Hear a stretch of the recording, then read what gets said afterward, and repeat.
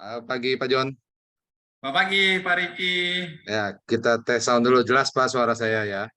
Jelas Pak. Alhamdulillah. Sudah hadir juga Pak Fadian. Sudah hadir ya Pak Fadian? Waalaikumsalam Pak Fadian, apa kabar? Waalaikumsalam warahmatullahi wabarakatuh. Selamat pagi Pak Joni, Pak Riki, apa kabar? Long time no see. Baik, waduh.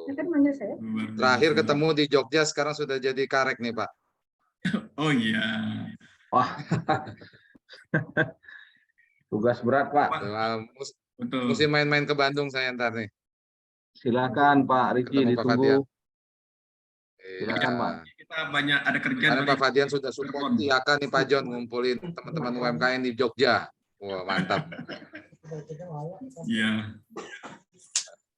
Oke, Pak Budi juga sudah hadir. Apa kabar Pak Budi? Assalamualaikum. Waalaikumsalam warahmatullahi wabarakatuh. Sampurasun, damang. Bagaimana kabarnya semuanya? Sehat, puasanya lancar? Alhamdulillah. Ya, luar biasa. Nah, baru kenalan via Zoom, Kang Budi. Iya, Pak Riki. Siap. Oke. Karena semua sudah hadir, kita mulai Pak Jon. Ya. Boleh kita mulai ya? Oke, sebentar.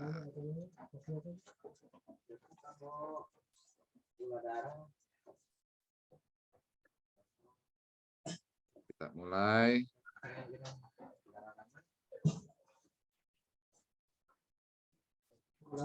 Ya, Assalamualaikum warahmatullahi wabarakatuh. Shalom. Waalaikumsalam. Swastiastu, namo buddhaya. Salam kebajikan buat Bapak Ibu semua yang sudah hadir di pagi hari ini, tanggal 13 April 2023 di acara Postpreneur kita episode yang ke-65 hari ini. Saya berasa sudah hadir bersama dengan kita seperti biasa nih rekan seperjuangan saya, Pak Joni Eka Putra. Apa kabar Pak Jon? Kabar baik Pak Riki. Salut Pak Riki.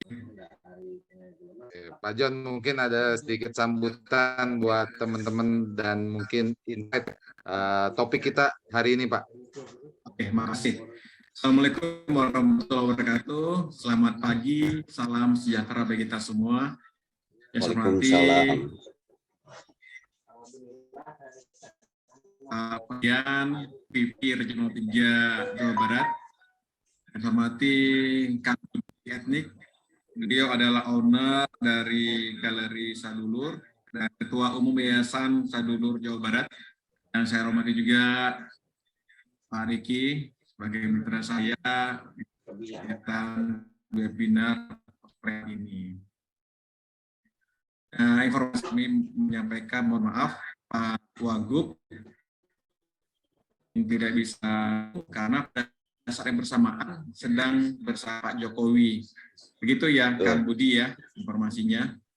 Jadi beliau minta untuk melanjutkan waktu bisa bergabung.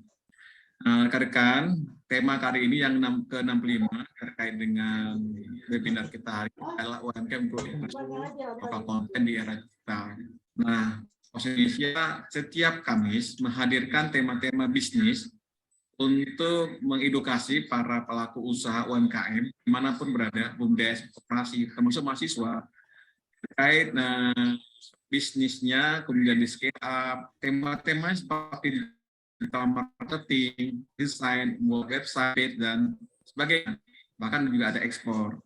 Nah, kita menghadirkan praktisi pelaku-pelaku usaha, Pak Riki, seperti Kang Budi Etik ini seorang eksportir ini. Kemarin ngirim juga sampel ke Singapura ya. Dan ada produk lokalnya yang bisa diproduksi dan dipasarkan secara nasional, internasional bahkan. Dan ini kita minta apa sih kiat-kiatnya beliau sebagai seorang praktisi. Dan tentunya Kang Budi ini bisa jadi agen pos nih nanti supaya bisa pengirimannya bisa lewat Pos Indonesia gitu. Rekan para harus etama Kang Budi atuh. Siap. banyak ini binaan beliau juga banyak di Jawa Barat, sehingga kita membuka peluang kepada teman-temannya untuk bisa membuka layanan agen pos di seluruh para peserta. Kami juga terima kasih banyak sudah hadir di acara yang ke-65 ini, dan juga kegiatan ini di-live-kan di YouTube di ID Botani TV. Kami mengucapkan terima kasih banyak kepada teman-teman di ID Botani TV di live streaming YouTube-nya untuk live kegiatan webinar. Dan juga kegiatan ini ya di kegiatan kita sediakan juga di YouTube-nya, di channel juga di YouTube-nya PT IAK Logistik. Rasa itu, dan tentunya kami menyampaikan juga bahwa di 2 kali depan kita off dulu ya, untuk kita ketemu akan webinar di bulan Mei. Selamat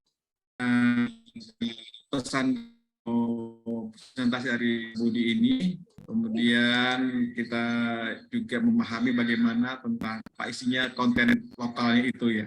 Saya rasa itu. Terima kasih. Assalamualaikum warahmatullahi wabarakatuh. Waalaikumsalam warahmatullahi wabarakatuh. Wah, mantap ini. Lokal konten yang harus bisa go internasional ya Pak, di era digital. Betul. Betul, kalau konten. Tapi masih beda. Nah, dari Pak Fadian nanti ini bisa nyampein lokal kontennya nanti apa nanti.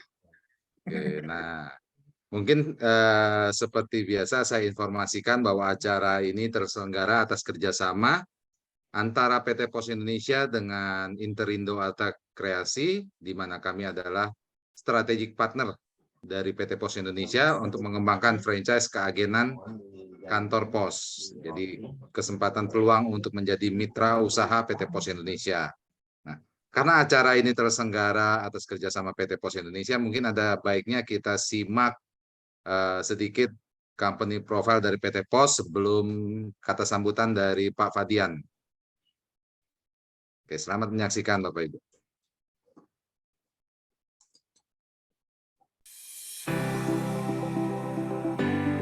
Setiap hari ada banyak sekali aktivitas jual beli yang terjadi di sekitar kita.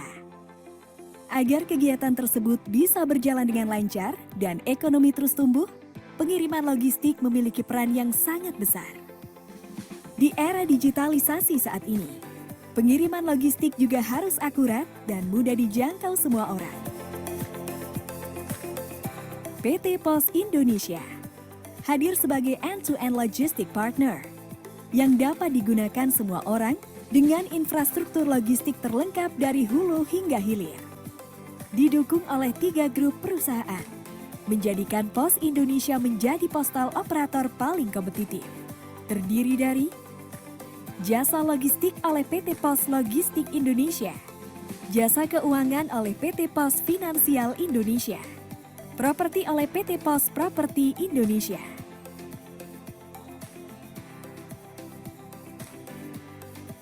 Berbagai pelayanan kurir, logistik hingga finansial dapat diakses secara mudah, real time, cepat, aman dan praktis dengan menggunakan aplikasi digital Pos Indonesia yang terintegrasi.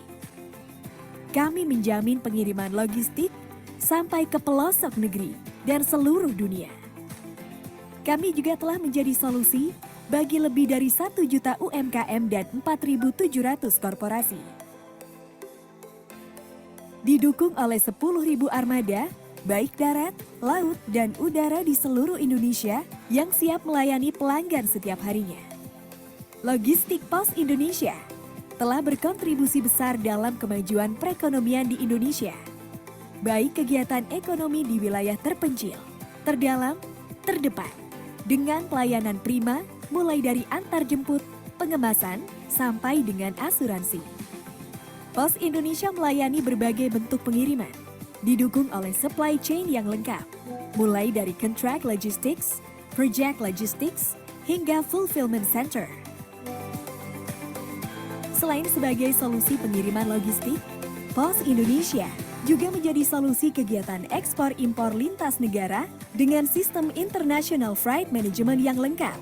Setiap perpindahan barang mulai dari gudang, pelabuhan atau bandara, hingga tiba di tempat tujuan, selalu dimonitor menggunakan metode point-to-point dengan koneksi yang bekerja sama antar negara.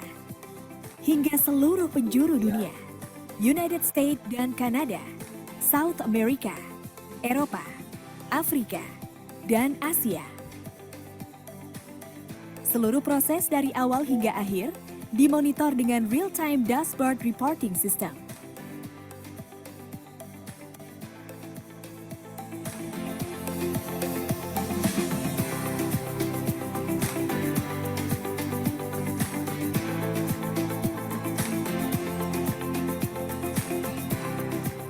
Memiliki fulfillment operation system dari inbound, storing sampai dengan outbound delivery untuk menjaga kualitas pengiriman barang.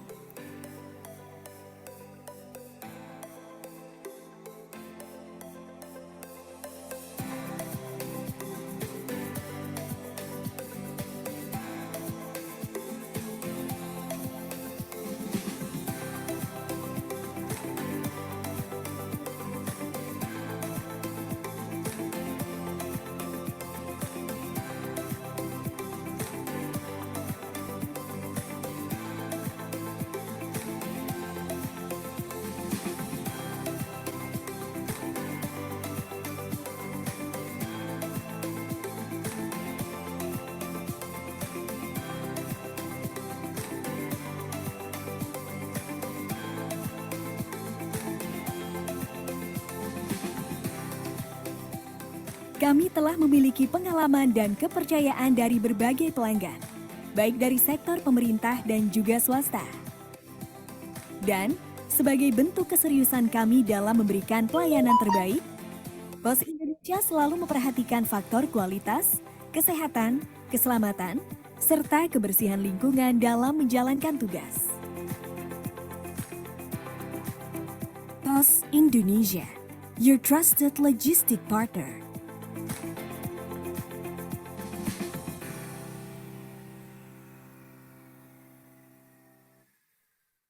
Mau hidupmu jadi lebih mudah dan juara? Ya pakai PosPay, platform digital keuangan dari PT Pos Indonesia. Bikin transaksi keuangan kamu lebih mudah, nyaman, dan gak pakai ribet. Banyak banget layanan keuangan digital yang dapat dinikmati. Mulai dari transaksi berbagai macam tagihan, transaksi QRIS, transfer dana rekening Giro Pos hingga 50 juta per hari, juga kirim wesel pos ke penerima yang gak punya rekening bank. PosPay dapat membantu nasabah untuk mendirikan bisnis, kantor pos mandiri, berupa PosPay Agen. PosPay juga menjangkau layanan kebutuhan para pekerja migran Indonesia untuk melakukan transaksi keuangan dari luar negeri loh. PosPay adalah solusi bagi pelaku bisnis konvensional dan syariah, wirausaha milenial, sampai UMKM. Jangan khawatir, bagi masyarakat yang tidak memiliki rekening bank, dengan PosPay, kamu bisa bertransaksi seperti layanan perbankan. PosPay, emang paling ngerti kamu.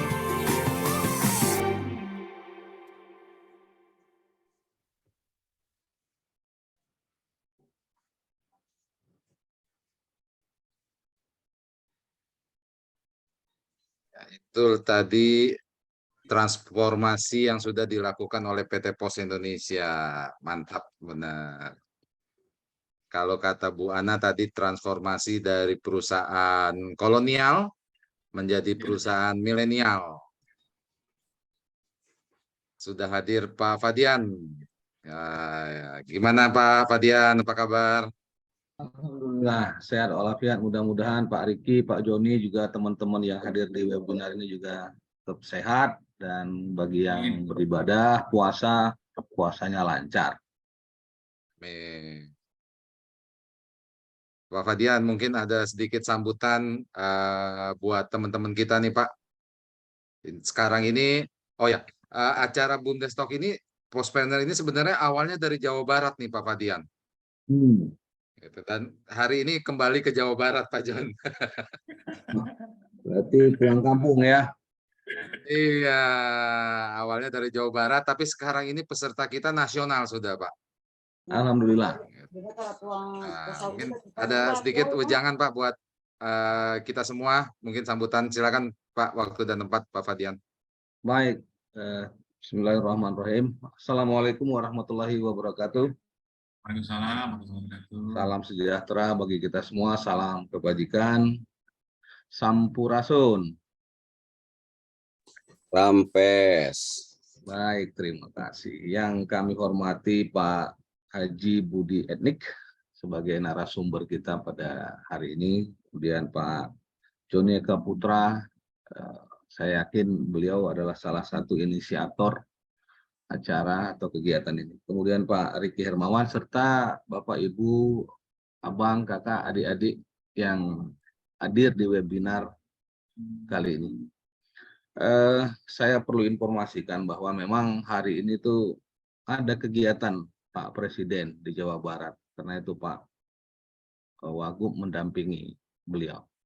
Tapi saya memilih hadir di sini. Luar biasa. Karena memang di acara Pak Presiden saya nggak diundang, Pak. Di acara Pak Presiden saya memang nggak diundang, makanya saya ke sini. Bapak Ibu sekalian, memang berdasarkan data dari Kementerian Koperasi dan UMKM, ada lebih dari 64 juta pelaku UMKM di Indonesia dan menyumbangkan atau berkontribusi lebih dari 60% PDB nasional kita. Jadi pendapatan domestik bruto kita itu 60% itu ternyata berasal dari atau bersumber dari UMKM. Ini berarti UMKM ini kan merupakan apa ya? Bisa kita katakan apa tonggak perekonomian yang cukup penting secara nasional di negara kita. Pos Indonesia sebagai salah satu BUMN itu memang punya kewajiban untuk membina, memberikan akses, membantu agar UMKM ini bisa naik kelas. Nah, dalam hal ini tema kita hari ini adalah UMKM Go internasional ya Pak Joni ya. Jadi UMKM yang naik kelas dan bisa go internasional. Pos Indonesia secara parsial di regional maupun di kantor-kantor pos itu sudah banyak melakukan pembinaan, melakukan kerjasama dengan instansi, dengan lembaga yang juga membina UMKM. Contohnya pada saat saya di Jogja, itu kita menyediakan ruangan khusus, menyediakan tarif khusus, menyediakan macam-macam yang khusus untuk UMKM di bawah binaan Dinas Koperasi dan UMKM Provinsi Jogja. Kita bersama-sama Dinas Koperasi dan UMKM Jogja itu memiliki satu program namanya Bebakulan atau Sibakul. Ya, salah satu upaya di sana itu memberikan subsidi ongkos kirim kepada para pelaku UMKM, khusus yang berkirim melalui Pos Indonesia. Selain ada subsidi dari pemerintah daerah waktu itu, Pos Indonesia juga memberikan diskon lagi, jadi double ongkos kirim. Nah, kalau berbicara produk UMKM teman-teman, kita ini harusnya bisa berbangga ya, berbangga. Sebenarnya produk-produk lokal kita, konten-konten lokal kita itu banyak diminati secara global. Hanya saja yang mungkin perlu kita lakukan adalah bagaimana supaya produk ini kemudian bisa dikenal secara lebih luas. Dari Sabang sampai Merauke, UMKM kita tuh memproduksi banyak sekali barang-barang yang secara fungsi maupun secara estetika itu menarik bagi pasar global, bagi pasar di luar negeri. Ketika saya bertugas di Aceh, saya menjadi salah satu koordinator tidak resmi UMKM perajin tas Aceh. Bahkan saya menyediakan gudang inventory termasuk sistemnya di kantor Poslok Sumawe saat itu untuk menjadi storage, tempat simpan sementara produk-produk tas Aceh yang dijual secara online oleh seorang teman yang berasal dari Amerika. Kebetulan saya ada teman dari Amerika kenal di Aceh. Dia tertarik melihat tas-tas Aceh itu. Kemudian dia bikin website khusus menjual tas-tas Aceh, tas yang diproduksi di Aceh Utara. Saya melihat bahwa ini luar biasa. Tas itu di Aceh harganya paling mahal 400 sampai 500 ribu.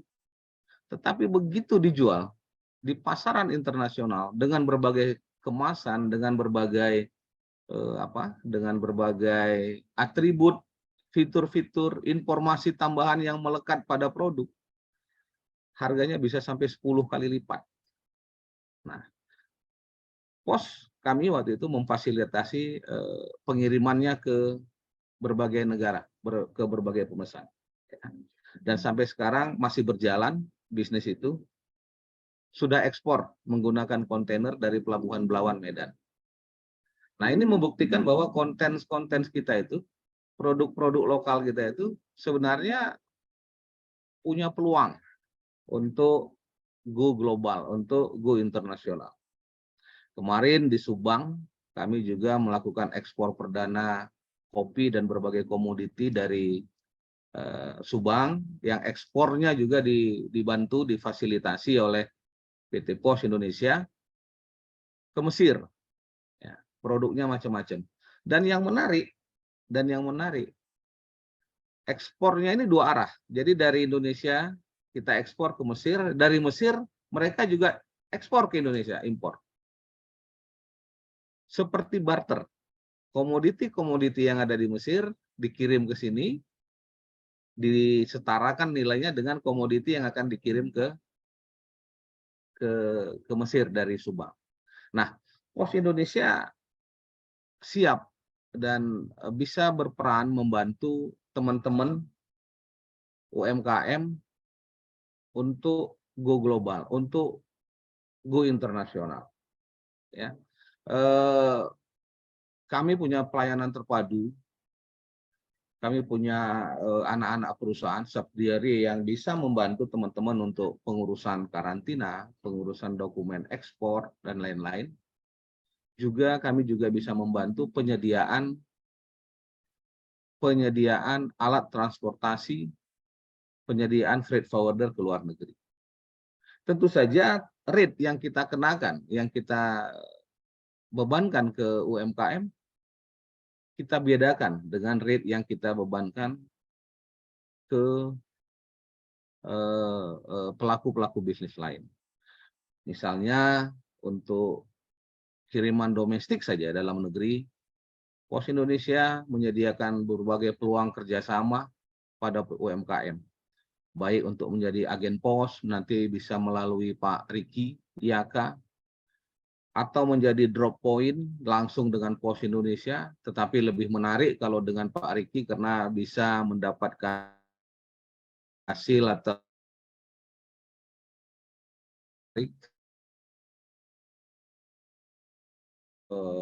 bisa membantu pengurusan dokumen. Kenapa? Karena di kantor-kantor pos kita, di kantor-kantor tertentu yang menjadi menjadi hub untuk ekspor atau hub untuk impor, di situ biasanya sudah tersedia layanan-layanan seperti kepabeanan dan karantina hewan, karantina tumbuhan. Nah, inilah peran dan fungsi BUMN khususnya Pos Indonesia. Dengan peran dan fungsi sebagai agent development, tentu saja kami berharap kerjasama yang bisa dilaksanakan ke depan akan membuat UMKM kita mampu bersaing dan mampu berbicara di tingkat global. Karena produk-produk kita sesungguhnya tidak kalah sebenarnya, terutama dari sisi keunikan. Ya. Terutama dari sisi keunikan. Hanya saja yang memang perlu kita perhatikan, tentu produk-produk kita harus kita sesuaikan dengan selera pasar yang terus berkembang. Kita harus perhatikan juga harga jual. Dan yang paling penting adalah digital marketing. Menurut data dari Dinas Koperasi dan UMKM, dari sekitar 64 juta UMKM yang saya sebutkan tadi, ternyata yang sudah go online atau go digital itu baru sekitar 8 juta. Artinya baru sekitar 13-14% dari total UMKM kita yang eksis. Dan dari sekitar 13% yang sudah go digital atau go online itu juga sebagian besar bisa dikatakan adalah UMKM yang bergerak di sektor kuliner, terutama di daerah-daerah perkotaan dan di daerah urban, di mana UMKM kuliner ini go digital atau go online-nya tergabung ke sistem GoPay, sistem GoFood ataupun GrabFood. Dan ada juga memang yang tergabung dalam startup seperti yang Grab atau GoFood yang lokalan.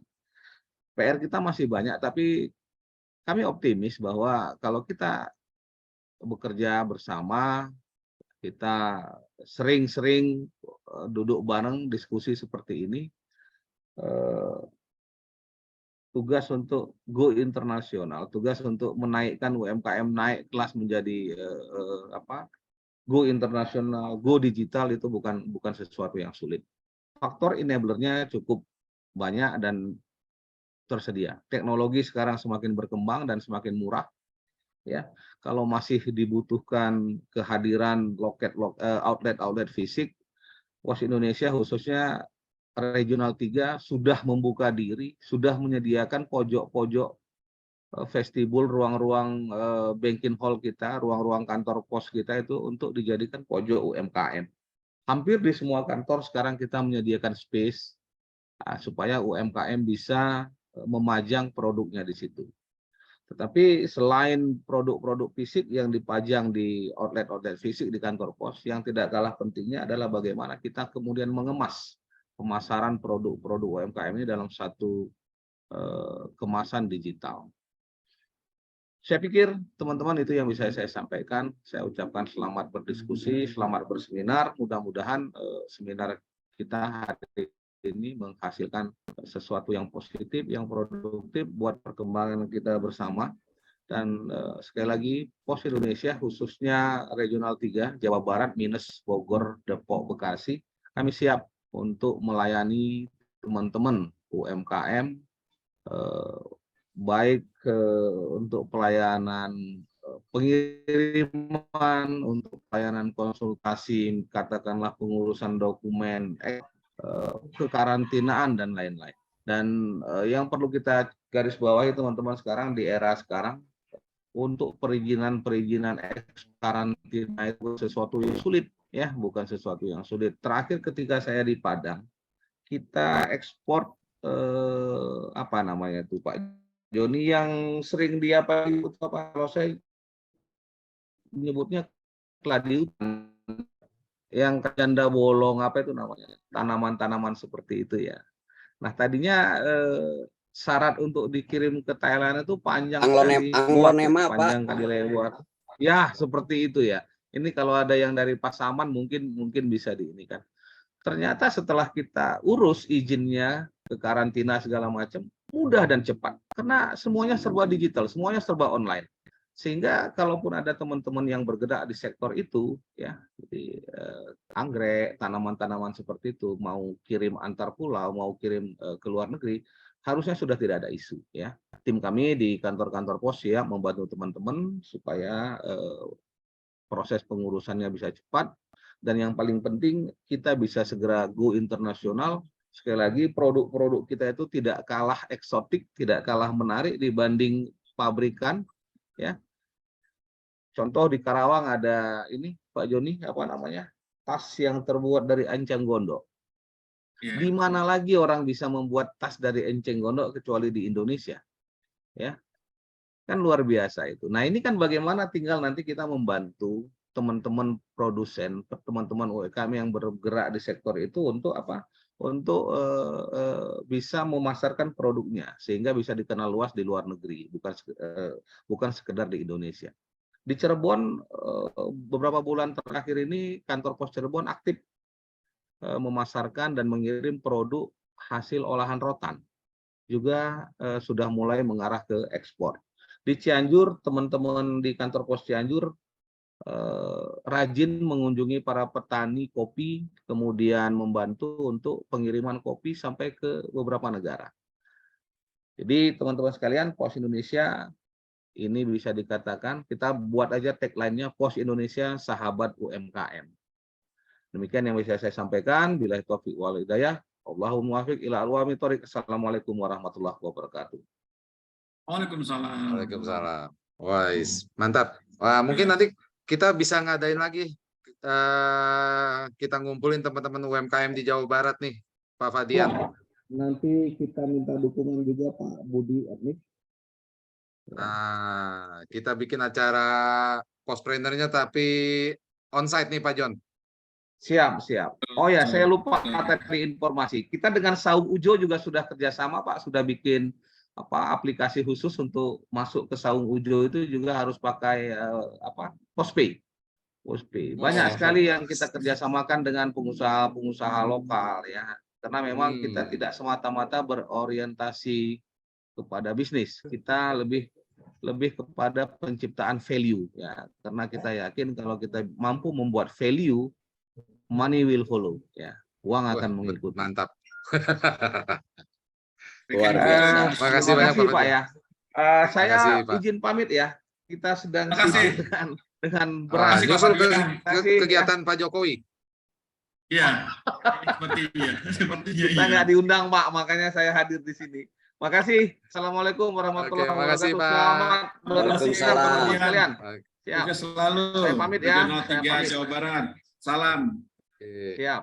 Terima kasih Pak Fadian yang sudah meluangkan waktunya hadir bersama dengan kita di pagi hari ini. Nah, sudah hadir narasumber kita hari ini Kang Budi. Aduh, Kang Budi kumaha Kang Damang? Pangestu Samulihna, Pak Riki sehat, Pak John. Alhamdulillah sehat gitu. Sehat, Kang. Nah, Sehat, ini alhamdulillah. yang punya sadulur. Iya. Luar biasa nih. Gitu. Nah, Kang Budi ini kontennya menarik ini. Bagaimana UMKM bisa go internasional? Iya.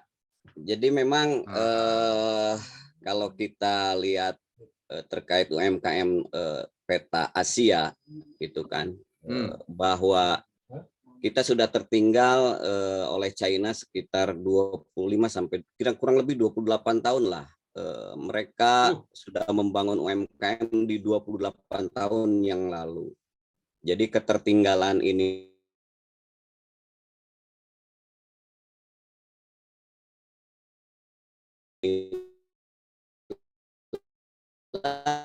yang kemudian satu adaptasi yang bisa mengejar di Asia China. Memang mantap. Mungkin itu di Asia itu sebetulnya penggagasnya dari China Pak gitu. Jadi 28 tahun yang lalu gitu kan kita 28 kita iya kita harus kejar ini. Harus bisa. Betul. Oke. Nah, mungkin untuk mempersingkat waktu, silakan Kang Budi waktu dan tempatnya kami persilakan. Tapi sedikit informasi Kang Budi bahwa teman-teman peserta kita mute. Ya, supaya nanti nggak muncul suara-suara sumbang ketika Kang Budi lagi presentasi. Tapi di akhir acara baru nanti kita buka mikrofonnya teman-teman. Gitu. Kita buka sesi tanya jawab. Gitu. Mangga. Jadi kalau mau ada interaksi mungkin via chat, Kang. Gitu ya. Mangga. Oke, waktu dan tempat saya persilakan Kang Budi. Ya, Assalamualaikum warahmatullahi wabarakatuh. Sampurasun. Waalaikumsalam. Sehat semua, sukses, keberlimpahan di Ramadan yang penuh berkah ini. Semoga kita bisa terus berkarya gitu. Pada momen ini mungkin saya juga masih belajar dan kita punya tagline seni, tradisi, budaya, teknologi adalah informasi dan edukasi. Jadi bagaimana kemudian bahwa komponen yang tadi bisa menjadi sebuah informasi dan bisa menjadi sebuah edukasi dan kemudian karyanya kita bisa bangun di semua lini. Isu yang diangkat sama PT Pos ini terkait UMKM naik kelas atau UMKM go internasional, dan mungkin saya ada beberapa model, dan salah satunya adalah produk lokal dari UMKM binaan BUMDes Bina Laksana Desa Sukalaksana Garut. Mungkin bisa dilihat di materi yang akan disajikan sebagai berikut.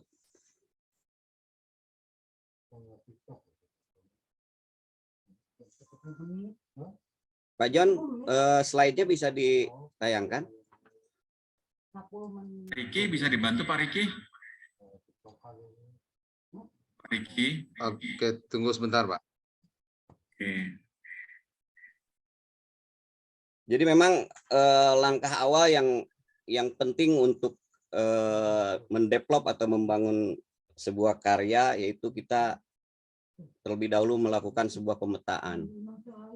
Pemetaan yang berbasis apakah itu pelatihan atau database dan komponen-komponen atau variabel-variabel yang mau tidak mau harus mendukung dalam mendevelop atau membangun sebuah karya di pengembangan atau objek yang akan kita riset atau kita teliti.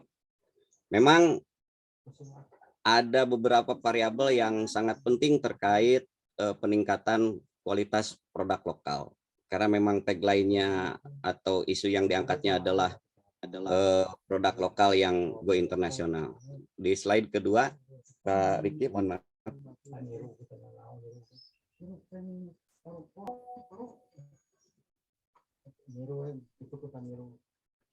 Nah, kita ada 5 poin ya. Poin pertama terkait pemetaan, yang kebetulan pemetaannya di BUMDes Bina Laksana. Poin keduanya UMKM yang terkait kurasi produk unggulan lokal. Poin ketiganya riset, pelibatan akademisi, baik mahasiswa juga para komunitas. Poin keempatnya terkait digitalisasi. Poin kelimanya tentu promosi baik secara offline dan online. Next. Jadi pemetaan ini kita lakukan pelatihan dasar terkait database, kemudian pelatihan digital, kemudian terkait promosi, terkait digital marketingnya, dan next launching. Nah, untuk kurasi produk kita ngambil sampel salah satu minuman tradisional yang mungkin di Jawa Barat atau di Garut juga sudah dilupakan oleh masyarakat, itu namanya teh kewer atau kewer tea. Nah, ini minuman tradisional yang ternyata begitu kita lab, kita riset secara detail, ini memiliki antioksidan di atas 50%, yang hari ini orang berlomba-lomba untuk takut atau berlomba-lomba untuk mencari solusi supaya tidak tua gitu. Bahwa antioksidan ini menjadi sebuah perburuan, bahkan tidak hanya di Indonesia, di dunia. Mungkin sejak zaman para dewa dulu orang mencari ramuan, jamu atau mantra atau apapun untuk awet muda. Nah, ternyata minuman tradisional itu memiliki khasiat yang luar biasa. Salah satunya adalah antioksidan, dan yang kerennya lagi, teh kewer ini memiliki tanin yang kecil dan ada kafeinnya sedikit. Nah, ada poin penting terkait hasil riset, kemudian kita juga harus memikirkan terkait packaging yang mana kita bisa menempuh pasar market baik di dalam dan di luar negeri. Next. Nah, kurasi produk lokal ini tentu harus melalui sebuah proses yang steril, karena kita akan masuk ke pasar internasional, sehingga harus dilakukan SOP atau standar-standar food and beverage, baik itu dari debu, bakteri, dan lain sebagainya, sehingga betul-betul bahwa minuman ini atau teh kewer ini benar-benar higienis. Next.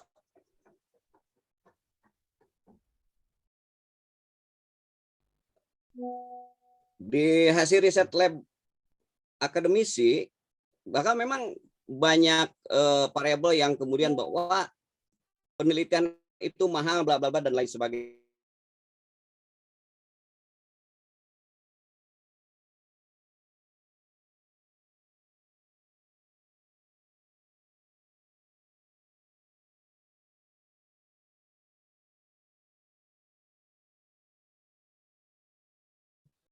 Para aktivis dan faktanya kami dalam membangun atau mengembangkan produk lokal ini terkait hasil lab ini membuktikan bahwa teh kewer ini memiliki antioksidan yang sangat luar biasa dan ini direspon oleh market luar negeri, salah satunya Singapura. Kita sudah melakukan trial penjualan ke tahap 2 kali. Poin keempatnya terkait digitalisasi, Pak Riki, next. Poin keempat, Pak Riki. Nah, digitalisasi kita lakukan pelatihan-pelatihan terkait digital marketing, juga kita membuat marketplace lokal paspres.id, kemudian ini kita promosikan, kita linkkan dengan beberapa link nasional dan link internasional, sehingga ini direspon oleh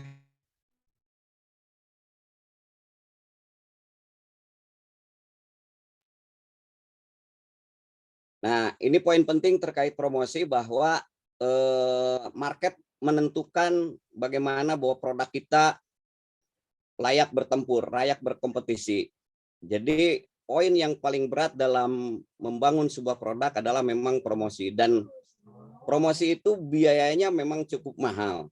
Tetapi ketika kita punya tagline seni, tradisi, budaya, teknologi adalah informasi dan edukasi, maka biaya-biaya yang akan menyebabkan promosi itu mahal akan terkikis karena kita memiliki kekayaan seni, memiliki kekayaan tradisi, budaya dan lain sebagainya, culture, kemudian teknologinya, dan itu harus diikat menjadi satu kesatuan bahwa ini adalah informasi dan edukasi. Saya kira materinya saya singkat saja, kita akan berdialog saja, lebih baik kita sharing aja karena kalau kebanyakan cerita nanti pada ngantuk, apalagi bulan puasa begini, Pak Riki, Pak John. Saya kira materi dari saya cukup sekian. Masuk ke sesi dialog saja, sharing saja Pak Riki, Pak John. Wassalamualaikum warahmatullahi wabarakatuh. Salam. Wah, Oke. Riki ini produknya bagus-bagus. Nah, Bapak Ibu sekalian, buat yang ingin bertanya, kita buka sesi tanya jawab. Silakan. Buat ingin bertanya, ada Bu Listi. Silakan Bu Listi. Oh, Bu Listi, oke, silakan Bu Listi. Selamat pagi Pak Riki, Pak Selamat Joni. pagi Bu Listi.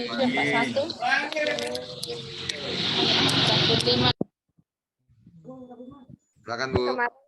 Ya, saya mau bertanya dengan Pak Budi. Saya sempat di tahun yang lalu, di bulan pertengahan bulan Juni atau bulan Agustus, ada pertemuan mengenai sadulur di ITB waktu itu. Saya ikut seminar juga di sana dengan Ibu Ai dan Pak Ade kalau tidak salah ya. Mungkin kalau saya tidak salah ya Pak Budi ya. Di sana kan kalau sadulur itu platformnya untuk lokal ya Pak. Gimana Bu? Platformnya apa Bu? Platform sadulur itu untuk UMKM lokal atau sekarang sudah internasional Pak? Kita memang lokal dan internasional memang kita garap Bu. Oh baik Pak. Ya. Kebetulan waktu itu kami komunitas UMKM Go Ekspor itu mau ikut bergabung Pak di sadulur itu. Kemudian pada saat itu saya tidak ada kontaknya Pak untuk menindaklanjuti gitu. Baik. Karena baik. komunitas kami siap Pak. komunitas kami itu kan satu Indonesia, Pak. Kebetulan Alhamdulillah. digagas dengan Aproni juga, Pak. Penggagasannya. Kemudian UMKM ini yang siap ekspor itu sudah pengalengan, Pak. Tahap sudah dikalengkan berupa makanan yang siap untuk disajikan, tapi berbentuk sudah dikalengkan. Itu, Pak. Nah, Baik. ini mau berkolaborasi dengan Sadulur ini untuk yang ekspor ataupun yang lokal. Boleh. Posisi kami yang ada saat ini adalah di Jakarta, Pak. Baik, Ibu. Posisinya mana ya, Pak Budi? Terima kasih, Pak. Baik, baik. Nanti bisa hubungi Pak Joni, Ibu. Ya, Terima kasih. bilang Ya. ya udah bilang aku bawa tas kau bawa tas aku, oke? Nah, gitulah caranya. Tapi dia juga nggak mau, ya udah tinggalin aja. Bilang lah, oh emang kita membantunya, apa kok main suruh-suruh aja.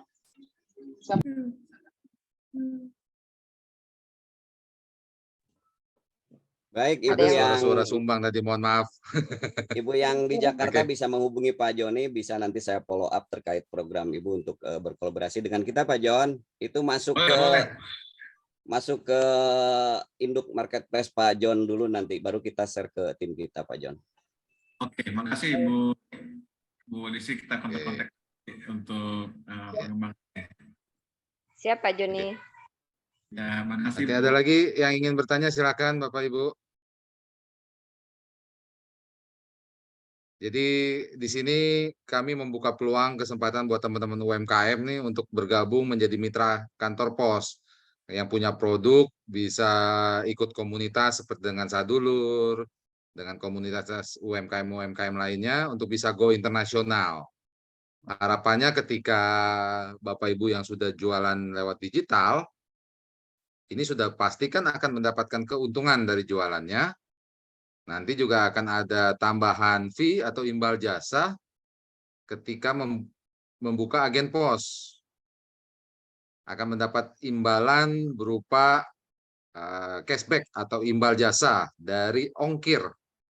Nah, ini jadi kalau bahasa saya sama Pak Joni ini, teman-teman akan mendapatkan double cuan. Jadi mendapatkan 2 kali keuntungan. Sebagai penjual mendapatkan keuntungan dari jualannya, lalu mendapatkan keuntungan tambahan dari diskon ongkir, imbal jasa.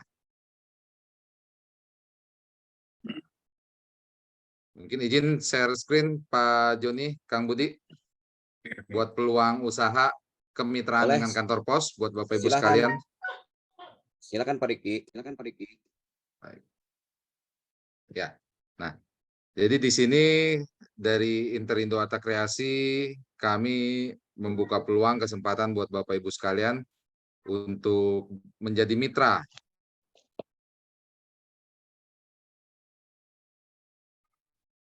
Untuk menjadi mitra dari PT Pos Indonesia dengan membuka agen pos.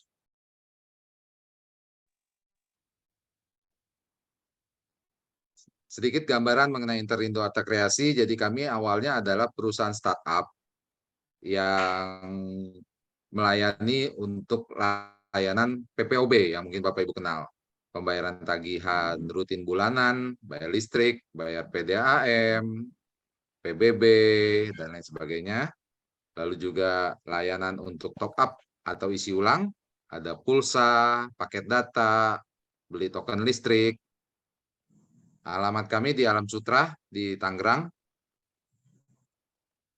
Saat ini untuk agen PPOB kami sudah memiliki mitra agen lebih dari 400.000 agen PPOB dengan transaksi 6 juta. Halo? Suaranya jelas, Pak? Oke, saya lanjut ya. Nah, untuk produk layanan digital di PPOB, kita sudah memiliki lebih dari 1.000 layanan. Dan kami juga merupakan salah satu online agregator operator seluler di Indonesia. Nah, ini yang peluang bisnis yang sangat disayangkan kalau kita lewatkan. Kenapa? Apa ya? Karena Ya udah lihat aja, lewat aja. Yuk.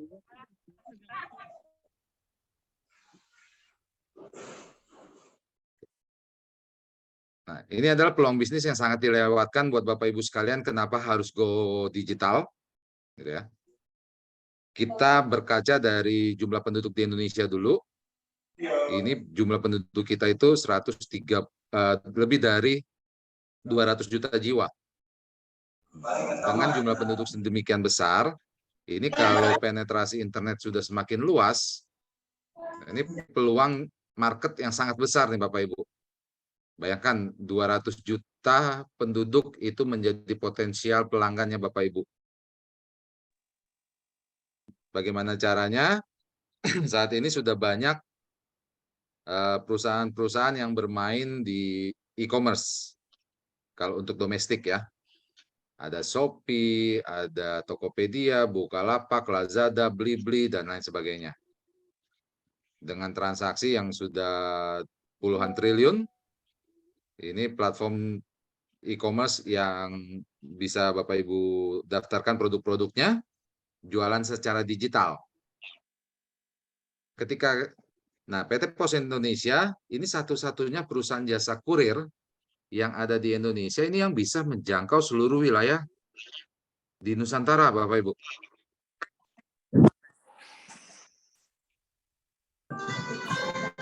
Nah, PT Pos Indonesia ini memiliki lebih dari 4.500 kantor pos cabang dengan puluhan ribu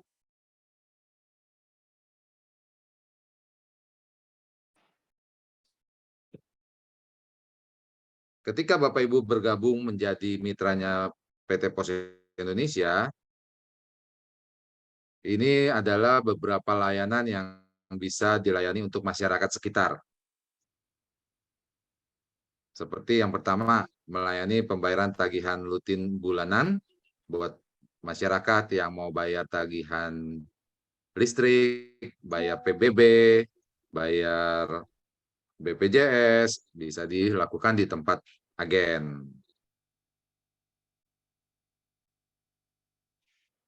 Lalu yang kedua, melayani untuk top up atau isi ulang.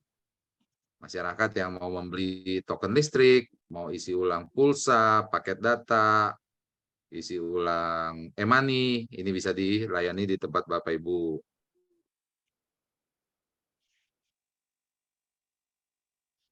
Nah, yang ketiga, nanti Bapak Ibu juga bisa melayani pengiriman surat dan paket ke seluruh Indonesia. Nah, yang keempat, ini yang topiknya harus go internasional, di mana nanti Bapak Ibu juga bisa melayani pengiriman surat dan paket ke seluruh dunia. Karena PT Pos sudah tergabung dalam Asosiasi Kantor Pos Dunia atau dikenal UPU, United Postal Union, dengan anggota lebih dari 200 negara. Yang kelima, nanti Bapak Ibu bisa melayani penjualan benda-benda pos.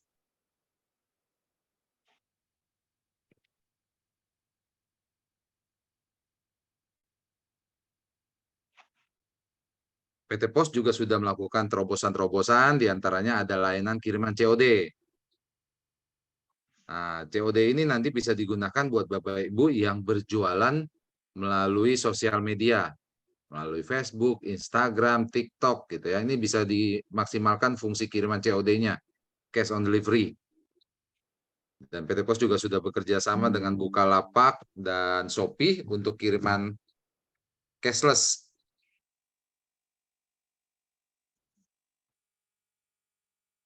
Kenapa harus bergabung lewat IAKA? Yang pertama, di IAKA kita satu saldo untuk semua layanan transaksi.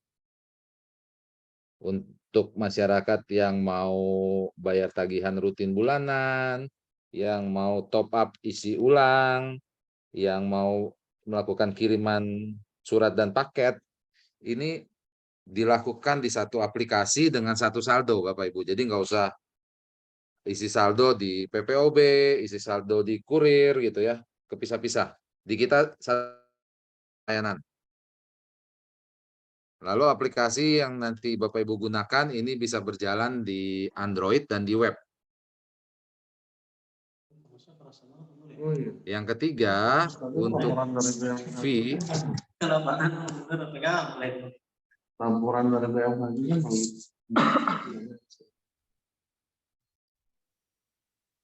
untuk fee atau imbal jasa di IAK kita berikan secara harian, Bapak Ibu. Jadi hari ini transaksi, besok terima fee. Langsung masuk ke saldo deposit.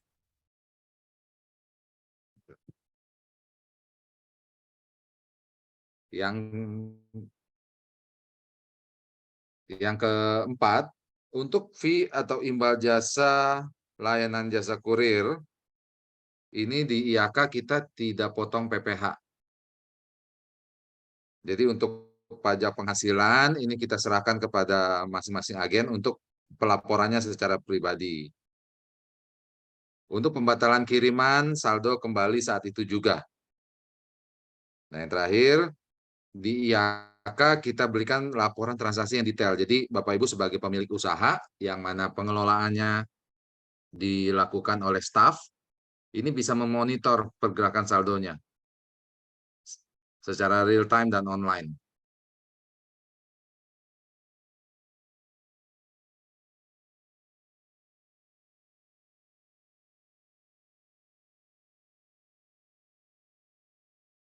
Lalu kita lihat sekarang bisnis otomatis perlu ada hitung-hitungan bisnisnya nih Bapak Ibu.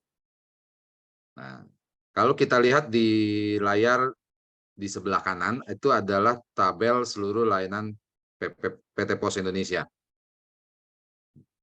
Yang paling banyak digunakan untuk melakukan kiriman domestik itu yang nomor 2 kilat khusus dan yang nomor 5 kiriman ekspres. Nah, fee atau imbal jasa yang nanti Bapak Ibu terima untuk omset jasa kurir di bawah 25 juta itu mendapatkan persentase fee-nya 17,5%. Kalau omset jasa kurirnya sudah di atas 25 juta sebulan, maka persentase fee-nya naik menjadi 20%. Nah, coba kita hitung-hitungan bisnis simulasi. Misalkan kalau sehari ada 40-an paket per hari dengan rata-rata ongkir 25.000. Maka dalam 1 bulan omset Bapak Ibu 25 juta. Dengan persentase 17,5%, maka akan mendapatkan fee 4.375.000 sebulan. Tapi kalau omsetnya sudah 100 juta sebulan, maka persentasenya naik menjadi 20%, Bapak Ibu. Maka akan mendapatkan fee 20 juta sebulan. Ini beberapa mitra yang sudah bergabung membuka agen pos. Untuk syarat pengajuannya yang pertama, sudah barang tentu memiliki tempat usaha yang strategis dan representatif, karena nanti Bapak Ibu akan membawa nama besar PT Pos Indonesia. Yang kedua, ada ketentuan jarak dari masing-masing wilayah. Yang ketiga, nanti ada formulir yang harus dilengkapi. Yang keempat, melampirkan dokumen identitas dan legalitas. Memiliki perlengkapan, komputer, printer, internet, timbangan, meteran, gitu ya. Dokumen yang dibutuhkan, KTP, kartu keluarga, NPWP, cover buku tabungan, dan yang terbaru sesuai dengan peraturan pemerintah, dengan melampirkan NIB, nomor induk berusaha dengan KBLI 53202, yaitu aktivitas agen kurir. Sekedar informasi bahwa untuk franchise jasa kurir swasta yang ada di Indonesia, ini dikenakan biaya franchise atau biaya kemitraan, ini ada jutaan, puluhan, bahkan ada yang ratusan juta untuk biaya kemitraannya saja. Nah, sesuai dengan komitmen kami dengan Pak Joni dan PT Pos Indonesia, bahwa saat ini untuk pengajuan kemitraan PT Pos Indonesia tidak dikenakan biaya pendaftaran, tidak dikenakan biaya franchise. Ya. Ini adalah support yang sudah kita lakukan untuk mengembangkan teman-teman UMKM, BUMDes, dan koperasi. Proses pendaftarannya nanti yang pertama setelah kami mendapat kelengkapan dokumen dari calon agen, kami akan berkoordinasi dengan kantor pos tempat untuk melakukan survei ke tempat Bapak Ibu. Setelah mendapatkan persetujuan dari kantor pos wilayah, kantor pos tempat, baru pengajuan kami lanjutkan ke kantor pos pusat untuk penerbitan izinnya. Nah, setelah mendapatkan izin, nanti kita akan atur jadwal untuk training. Setelah training, agen siap untuk melakukan transaksi, menerima pelanggan yang mau berkirim. Terakhir, saya berikan animasi 2 orang yang mau berkirim, 1 lewat pos, 1 lewat jasa kurir lain. Ternyata hampir semua jasa kurir yang ada di Indonesia ini tidak sanggup untuk pengiriman daerah-daerah yang jauh, pelosok, dan lain sebagainya. Biasanya penerusannya mereka bekerja sama lagi, ngirim lewat pos.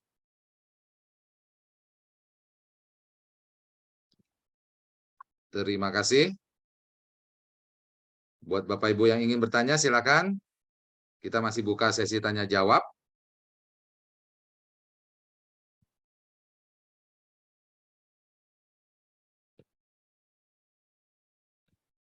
Oke, Pak Riki, aku mau tanya sama Kang Budi nih. Kang Budi, Boleh. Siap. ada contoh produknya yang dibuat oleh Sadulur? Fisik, apa, tumbler, itu apa model gitu, bisa diperlihatkan? Bisa dilihat di Instagram kita, Pak, Galeri Sadulur. Ya, gitu. Di Facebook, sama di Facebook juga Galeri Sadulur, itu bisa dilihat. Gitu. Kang Budi gimana cara mengelola media sosialnya? Ada tim khusus atau akun khusus? Bagaimana? Mana buat konten-kontennya gitu?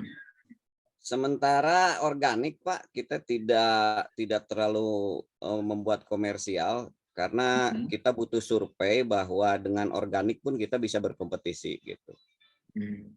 Yang pasti edukasinya aja yang lebih menonjol gitu kan. Edukasinya lebih menonjol, kemudian informasinya pun sebisa mungkin harus detail juga gitu. Pesan yang disampaikannya itu walaupun tidak secara langsung kita jualan gitu. Cuman bagaimana kemudian tadi bahwa sebuah informasi itu bisa menjadi edukasi gitu kan.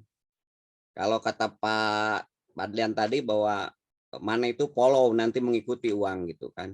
Jangan kemudian bahwa goal dan targetnya harus uang dulu gitu. Walaupun memang cuan kata Pak Riki itu double cuan ya dalam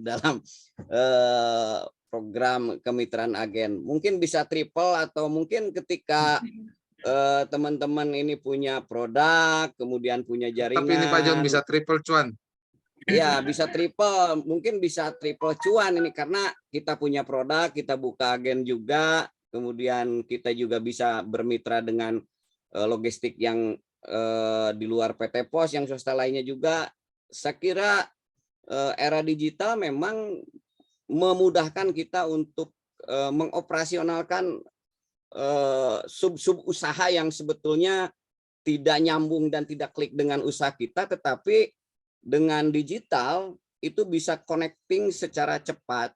Memang butuh belajar, memang butuh proses, tapi kalau tidak dilakukan untuk pendalaman terkait digital, terkait kecepatan teknologi, offline pun masih punya kesempatan untuk berkompetisi, berkarya gitu. Tetapi alangkah lebih baiknya ketika digital itu kita mau tidak mau, suka tidak suka ikut dalam konsep digital ini.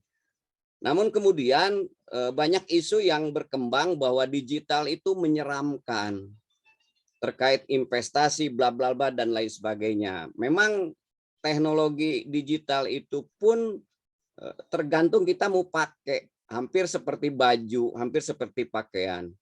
Kita mau pakai menuju ke arah yang lebih baik, manfaatnya akan sangat lebih baik. Saya kira PT POS bisa membangun pola kolaborasi yang lebih luas terkait pengembangan UMKM. Kira-kira seperti itu Pak Joni, Pak Riki.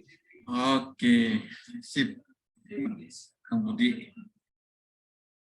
Saya tertarik triple cuannya itu tuh, triple cuan tuh Pak John.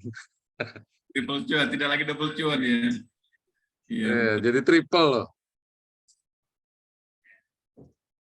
Gitu. Oke, ada lagi Bapak Ibu yang ingin bertanya?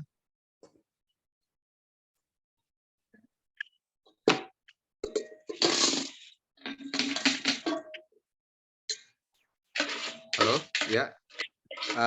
Mbak Nurdiana silakan, sudah resen. Nggak jadi.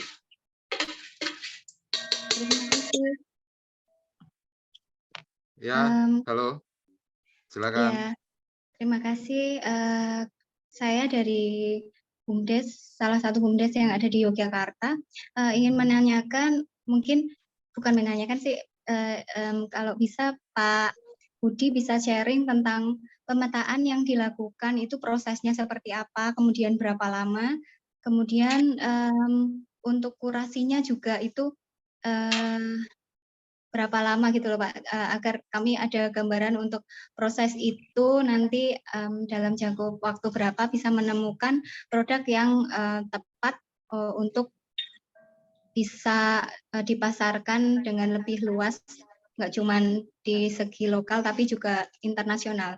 Demikian Pak, terima kasih. Baik Ibu, untuk pemetaan itu kita lakukan per triwulan ya. Itu maksimal sebetulnya maksimal di 6 bulan itu harus sudah rampung, dan itu harus kita bikin time schedule dan harus melibatkan teman-teman komunitas dari akademisi, sehingga itu bisa transfer ke knowledge dari teman-teman akademisi dengan SDM yang ada di BUMDes atau yang ada di desa. Jadi untuk kecepatan upgrading atau scale up produk knowledge, kemudian cara kurasi, proses dan lain sebagainya, maka BUMDes bisa melayangkan surat baik ke Indag atau ke instansi terkait, juga atau gandeng PT POS untuk melakukan sebuah kolaborasi, sehingga PT POS yang membuat undangan kepada teman-teman mahasiswa untuk bikin pelatihan dan lain sebagainya. Saya kira tidak harus dengan biaya yang mahal, biaya-biaya ideal itu bisa memangkas ketika teknologi dipakai. Gitu. Jadi Ibu yang dari BUMDes sudah jadi agen PT POS belum Bu?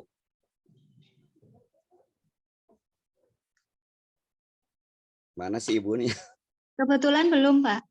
Nah Ibu jadi agen dulu, biar Pak Joni nanti kalau udah jadi agen, paksa Pak Joni, Pak bina kami biar kami bisa berpacu melodi. Kira-kira begitu, Bu, saran saya. Mantap nih Kang Budi nih. Tuh. Dapat double cuan dan sampai triple cuan tuh kata Kang Budi. Triple cuan.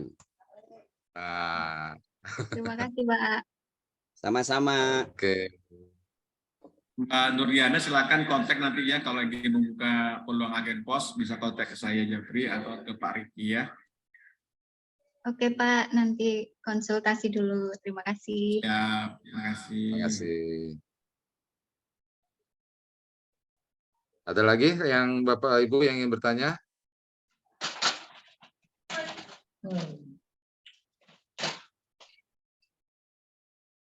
Kang Budi mau tanya lagi nih Kang Budi. Mangga. Bagaimana caranya kita melihat produk-produk yang unik di setiap daerah gitu ya? Ya. Cara di produk ini bagus, bakal bagus, punya potensi besar, punya keunikan. Itu apa sih cara-caranya, apa tips-tipsnya lah, supaya teman-teman di seluruh Indonesia ini, peserta ini bisa, oh saya ini dari Aceh, saya ini dari Pekanbaru, dari Jambi, saya punya, bagaimana cara untuk menemukan produk spesifik di daerah tersebut sehingga bisa untuk didesain dan bisa di go internasional begitu. Database awal itu adalah dari bagaimana penamaan dari produk tersebut. Karena contoh tadi yang di Garut itu teh kewer. itu kan kewer itu nama yang unik tapi nggak asing, bahkan mungkin kalimatnya tak kewer gitu kan, kalimat-kalimat terjadi sebuah kalimat-kalimat pengulangan tapi seolah-olah itu tidak menjadi sesuatu yang penting.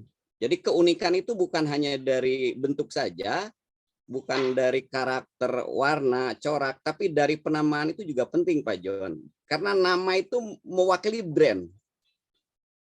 Itu dari penamaan. Kedua, ketika berbicara kearifan lokal atau local wisdom, produk tersebut hadir dari peran peradaban abad keberapa. Nah itu literasinya pun harus mau nggak mau kita harus korek database-nya gitu. Ini pernah hadir di masa kejayaan kerajaan siapa? Karena kekayaan di Nusantara ini luar biasa. Dan kita wajib bersyukur lahir di tanah yang tidak berkonflik gitu.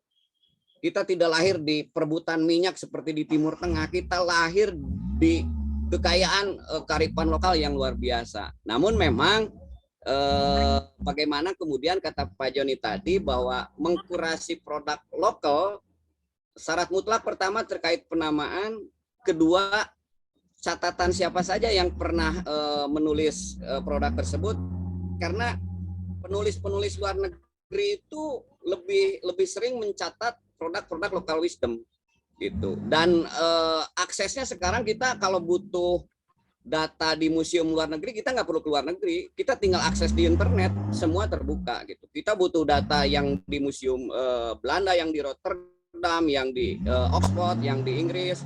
Misalkan kita butuh naskah abad ke-15 terkait perjalanan Bujangga Manik, abad 15, 16, 17, itu tercatat di Museum Oxford di Inggris.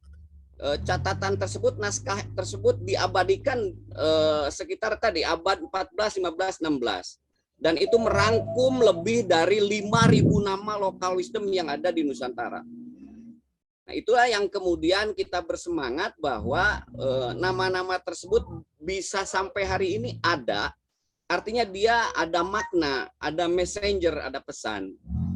Saya kira teman-teman bisa mengakses dari berbagai macam situs yang kemudian kita bisa menerima informasi terkait asal-muasal nama dan literasi dari sebuah produk. Saya kira seperti itu Pak John. Oke, Kak Budi. Jadi teman-teman itu cara menemukan produk lokal itu atau menjadikan produk lokal itu bisa go internasional, penamaannya itu harus unik, kemudian produk tersebut juga perlu diriset.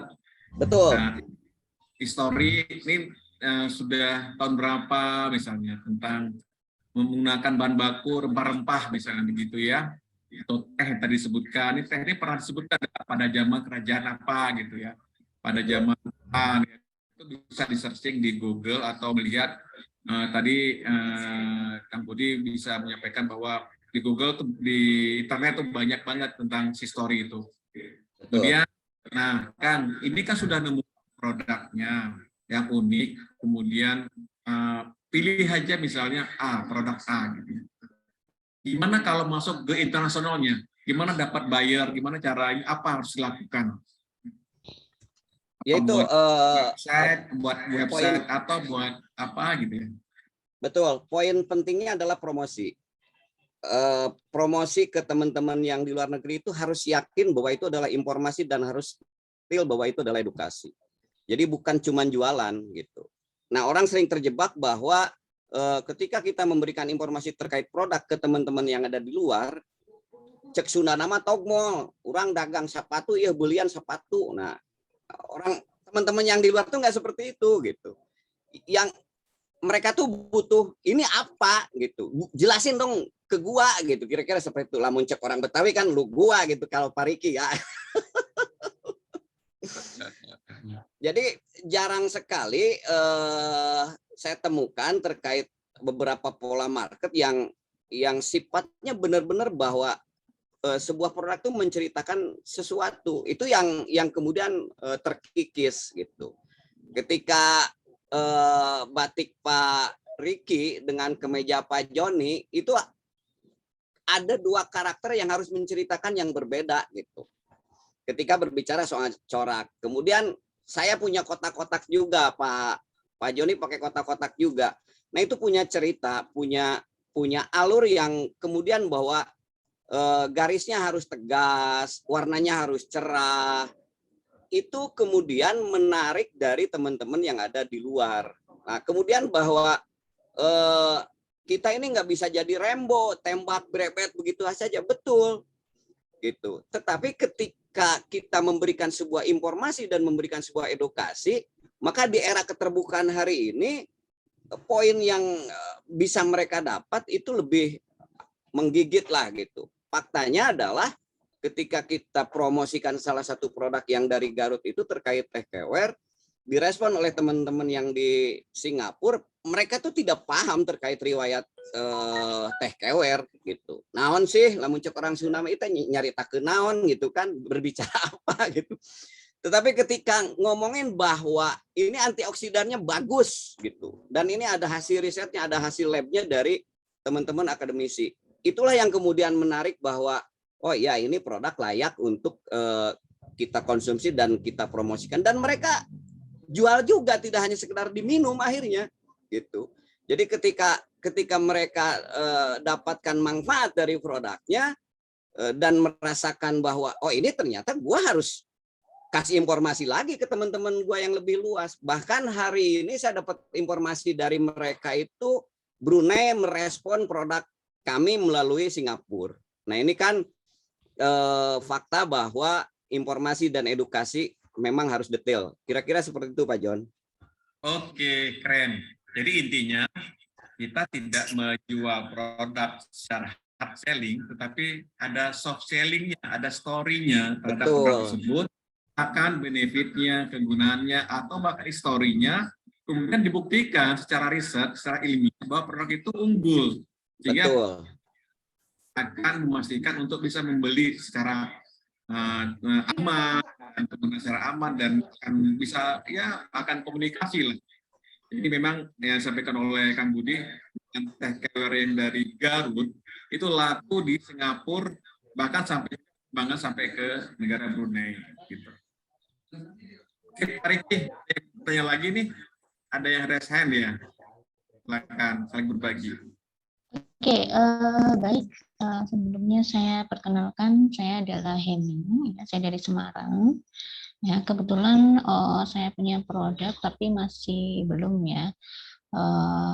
Untuk go internasional itu saya kalau sekarang itu kan zamannya era digital semua ya. Jadi untuk digital marketing ya, untuk proses lokal mungkin bukan suatu hal yang ini ya sulit, tapi ketika kita masuk ke pasar internasional mungkin seperti yang masuk ke tempat kita itu seperti kita punya AliExpress, kemudian Etsy, kemudian eBay, Amazon, untuk bisa menembus ke sana ya sepertinya butuh apa namanya ya, seperti workshop atau pelatihan ya. Jadi kalau kita misalnya ingin gandeng Pos Indonesia sekalipun untuk pengiriman dan sebagainya ya, ini bagaimana untuk perhitungan pajak dan sebagainya, kemudian bagaimana akses ke sana, toh itu juga seperti misalnya platform Etsy itu juga dia mengenakan apa namanya untuk kita bisa pajang produk di sana sekalipun itu fee untuk apa namanya istilahnya apa namanya untuk buka lapak di situ gitu. Nah, bagaimana caranya kita bisa go internasional? Misalnya kita kan sekarang semua serba digital ya. Jadi apa namanya untuk pengurusan pengirim ke luar negeri dan sebagainya, untuk LC dan sebagainya, ada tidak yang bisa memfasilitasi di situ? Kemudian bagaimana sih apa namanya kalau kita misalnya jualan di platform-platform internasional seperti itu gitu loh. Jadi dengan mudah. Memang ada tutorialnya. Kemudian tanya nanti persoalannya untuk go internasional ya. Nanti kita terkendala dengan beberapa persoalan-persoalan tertentu ya. Misalnya untuk produk nasional berapa bulan jangka waktu bisa sampai ke sana. Kemudian apa saja izin-izin yang harus kita penuhi, kemudian bagaimana perhitungan pajaknya, dan bagaimana ketika kita memajang produk di platform-platform seperti yang sudah saya jabarkan tadi, Etsy, Amazon, eBay. Nah, itu yang seringkali masih terkendala ya, dan terkadang produk kita juga terkendala dengan bahasa juga ya. Mungkin yang bisa bahasa Inggris ya, paling tidak ya, yang bisa go internasional ya. Meskipun sekarang tidak menutup kemungkinan ya ada yang namanya admin untuk membantu proses distribusi atau proses penerimaan layanan tersebut. Oke, baik. Mbak mungkin bisa memberikan kita gambaran atau solusi bagaimana supaya kita menembus pasar internasional bukan hanya melalui Shopee ya, tapi juga melalui platform-platform internasional seperti Etsy, Amazon, kemudian juga eBay ya. Kemudian banyak ya AliExpress, Alibaba ya. Untuk AliExpress yang untuk tunggal, maksudnya untuk retail, dan kemudian untuk Alibaba yang untuk grosir. Oke, mungkin bisa dibantu Pak soal itu Pak. Ya, karena kami kadang misalnya kita secara mandiri ya mau pajang produk kita di platform-platform seperti itu, kita nanti pikirnya gini.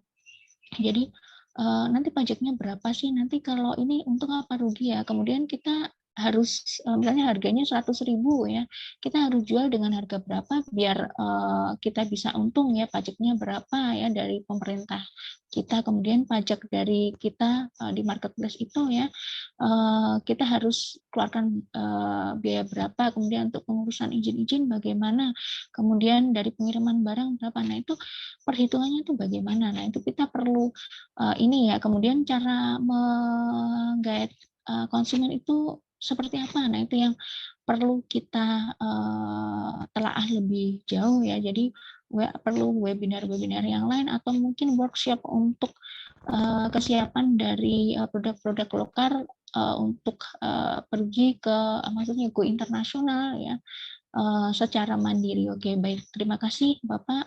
Assalamualaikum warahmatullahi wabarakatuh. Mungkin Pak Joni bisa ditanggapi atau Kang Budi? Mangga Pak Joni dulu, nanti habis Pak Joni saya tanggapi.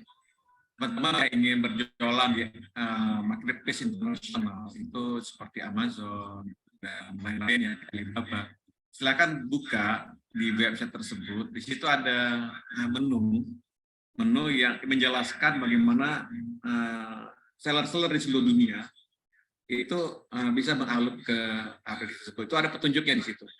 Itu salah satunya. Kedua, menggunakan agensi untuk bisa masuk ke platform Amazon. Saya pernah ikut pelatihan berbayar mahal banget ya, seperti dolar gitu ya. Dan memang masuk melalui mereka agensi itu supaya meregister usaha kita gitu ya. Dibantu kita bagaimana cara mengupload, caption dan sebagainya. Termasuk nanti produk kita mesti ada berapa stok minimal misalnya. Biasanya tuh mereka itu sudah mengklaster ini warehouse-nya harus di negara ini, warehouse-nya harus di negara ini. Jadi ini kan pasarnya secara global. Jadi mereka sudah memperhitungkan waktu tempuh dari warehouse tersebut ke buyer di suatu negara. Itu untuk terkait dengan marketplace internasional. Saya itu Bu tentang bagaimana cara perjualannya, tetap pajaknya. Silakan nanti bisa di-searching di Google juga. Dan kita juga rencananya membuka kelas ekspor nih Pak Riki. Kita ada dari teman-teman di Bea Cukai juga akan mengisi di webinar kita ini bagaimana teman-teman ekspor itu paham apa sih tentang aturan-aturan regulasi di internal kita di Indonesia yang untuk kiriman itu ke luar, bahkan kiriman itu masuk ke negara kita. Karena tentunya kalau melewati batas kepabeanan pasti ada tarif yang akan berlaku di situ. Ada barang-barang yang diizinkan keluar di negara Indonesia, bahkan barang itu apakah diizinkan masuk di negara tujuan. Itu juga sebaliknya. Setelah itu Bu, tetap kontak dengan kegiatan kita ini. Tentang informasi kaitan dengan yang lainnya, mungkin Pak Kang Budi bisa ditanggapi. Sekian Bu. Ibu, kalau boleh saya tahu, produknya apa Bu? Produknya seperti fashion, Pak. Seperti fashion, lebih detail lagi? Seperti fashion tuh baju, celana, sepatu, atau apa? Hijab. Ya? Hijab, Pak. Hijab, oke, hijab. Punya brand, Ibu udah punya merek, namanya apa? Sementara masih ini ya Pak, saya kan masih lokal dulu, jadi masih jualan biasa gitu. Jadi untuk ininya saya pakai nama Charlotte ya. Ya, maksud saya begini, Ibu kan tadi bertanya bahwa Ibu masuk ke marketplace luar, Amazon dan lain sebagainya. Tentu bahwa memang ada beberapa variabel yang berkaitan dengan nama merek, paten, dan lain sebagainya. Dan fasilitas dari negara sudah cukup mudah, di OSS Ibu bisa akses, Ibu bisa beberapa daftarkan NIB dan lain sebagainya. Jika belum, jika sudah syukur, kemudian Ibu patenkan merek, itu kan variabel sebelum masuk ke sana Bu, gitu kan. Ketika variabel per lokal sudah terpenuhi, kemudian Ibu mau masuk ke pasar internasional, saya mau kasih gambaran Bu, pengrajin dari Tasikmalaya itu tanpa masuk ke marketplace yang tadi Ibu sebut, mereka bisa jual ke Timur Tengah terkait hijab. Tapi tentu variabel awal tadi tuh, bahwa produk kita sudah terdaftar, kemudian sudah dipatenkan juga. Variabel yang menunjukkan bahwa identitas kita clear, bahwa itu produk saya. Itu poin yang paling penting. Lalu ketika tadi soal hitungan pajak dan lain sebagainya, tentu ada kelas khusus yang mungkin tadi Pak Joni sudah kasih kabar bahwa dari Bea Cukai akan melakukan sebuah class action terkait ekspor. Karena memang ekspor itu kan jadi tanda petik juga Bu. Apakah Ibu ekspornya memang dalam bentuk kontainer atau memang dalam volume yang sifatnya marketplace 1 kilo 2 kilo itu juga ekspor juga kalau itu berkirim ke luar negeri gitu. Jadi memang produknya Ibu harus kasih informasi yang detail bahwa memang itu produknya sudah memenuhi syarat di terkait tadi paten dan lain sebagainya. Kemudian target pasarnya itu tadi nggak bisa Rambo juga gitu. Ibu misalkan pasang di Amazon tanpa Ibu memahami bahwa hijab ini kita mau market di mana, mau dipasarkan kemana ketika membidik pasar luar negeri. Cuman kalau saya boleh kasih saran untuk hijab di lokal juga masih cukup bagus marketnya Bu. Kalau kemudian bahwa pertama, brand Ibu punya identity, punya integriti, punya diferensiasi. 3 poin itu penting. Jadi apa sih yang membedakan hijab Ibu dengan produk hijab Ibu dengan hijab yang lainnya, gitu kan? Gitu. Jadi kompetisi pun kemudian menjawab bahwa ya gimana kita bisa menembus pasar luar misalkan, gitu. Di pasar dalam negeri juga kita masih belum punya brand atau masih belum familiar lah kira-kira seperti itu. Tapi tidak menutup kemungkinan juga ada yang ekspansi keluar sebelum brand kita atau produk kita terkenal di dalam negeri, ada juga. Cuman siklus yang lebih dominan adalah terkenal di dalam dulu dan baru kemudian ekspansi keluar. Itu yang lebih dominan. Tapi ada juga yang ekspansi keluar dengan terbalik baru kemudian punya market di dalam negeri. Tapi poin penting yang mau saya sampaikan terkait produk fashion Ibu, bahwa pembeda dari produk itulah yang kemudian bisa orang melihat bahwa oh gua suka karena ini beda. Saya kira seperti itu Bu. Ya, sedikit tambahan dari saya bahwa ketika teman-teman berjualan barang, ya, baik jumlah besar maupun bahkan jumlah kecil ke luar negeri, itu sudah termasuk ekspor seperti yang tadi disampaikan oleh Kang Budi. Ngirim 1 hijab pun ke Malaysia itu sudah termasuk aktivitas ekspor. Perbedaan pajaknya, dalam hal ini pemerintah sangat mendukung teman-teman UMKM untuk berjualan retail. Dalam artian kalau ngirim retail 1-2 barang ke luar negeri, itu tidak ada pajak ekspor, Mbak. Ya. Tapi nanti perlakuan berbeda di negara tujuan, itu masing-masing negara tujuan punya ketentuannya masing-masing. Dalam asumsi, misalkan barang yang diterima di negara tujuan dalam berapa ratus dolar, itu baru dikenakan pajak masuk. Tapi untuk kirim keluarnya dari Indonesia tidak ada pajak lagi, Mbak. Gitu. Sudah didukung oleh pemerintah untuk pengembangan teman-teman UMKM, koperasi, dan BUMDes. Kecuali ngirimnya sudah kontainer. Nah, itu beda lagi ceritanya nanti. Gitu. Untuk pajak yang lainnya seperti pajak penghasilan dan lain sebagainya itu berlaku sesuai dengan peraturan pemerintah. Tapi untuk pajak kirimannya, kalau retail, itu sudah sangat didukung pemerintah, Mbak. Tidak ada pajak. Mungkin itu. Ada lagi buat teman-teman yang ingin bertanya? Terima kasih. Bu Heni, itu di chat room sudah saya share juga link dari Kementerian Perdagangan, syarat ekspor, panduan ekspor, silakan aja Bu diklik nanti. Terima kasih. Oke, mungkin karena waktu Pak John bisa dibuat kesimpulan dan ditutup Pak untuk postpreneur kita siang hari ini. Oke, terima kasih. Kegiatan webinar yang ke-65 ini diisi oleh Pak Budi Edi.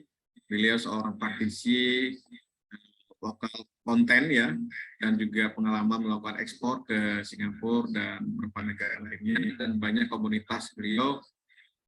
Tadi informasi beliau untuk melihat produk-produk lokal perlu dilakukan semacam melihat produk yang lokal yang unik, kemudian lihat historinya, mengapa produk itu menarik atau bagaimana produk itu sudah dipakai di beberapa lalu misalnya, kemudian di riset, kemudian digunakan semacam pendampingan dengan akademisi dengan produk yang akan kita jual ya secara global, secara internasional, dan juga